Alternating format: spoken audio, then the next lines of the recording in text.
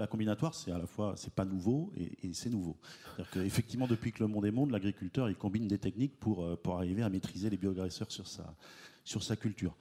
Alors, ce qui est nouveau, c'est qu'aujourd'hui, le panel des techniques, des technologies qui va être en œuvre est en train de s'élargir. Hein. Ça fait déjà un moment, mais ça va accélérer.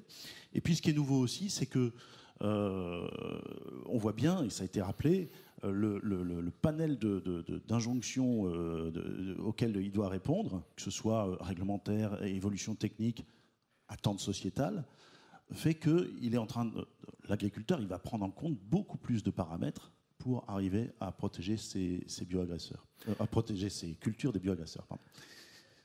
Est-ce que ça veut dire que dans ce qu'on se dit là, on l'a entendu aussi dans les propos de Bruno Barran par rapport à des solutions qui pouvaient être un peu standardisées tout à l'heure, on va être sur des choses un peu plus sur mesure, graduées, enfin comment ça va se passer?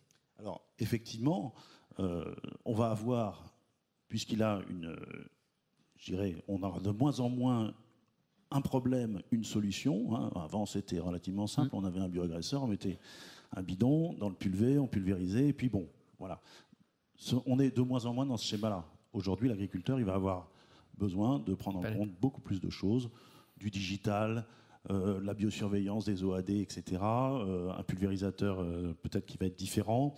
Raisonner sa pratique depuis avant la mise en place de la culture, etc., pour prendre en compte l'ensemble des possibilités, la bioprotection, etc. Ce qui veut dire mettre en œuvre des technologies qui sont très différentes. Donc ça veut dire avec en plus des technologies qui vont avoir des efficacités partielles pour beaucoup d'entre elles. Ça veut dire aussi pour l'agriculteur probablement une charge mentale supplémentaire, donc de la complexité. Et notre rôle, ça va être un petit peu d'essayer de... Bon, cette complexité, elle existe, on ne va pas la nier, elle va probablement augmenter, mais de la rendre accessible, de faciliter quand même lui faciliter la vie et faire baisser la charge mentale. Absolument. Ça.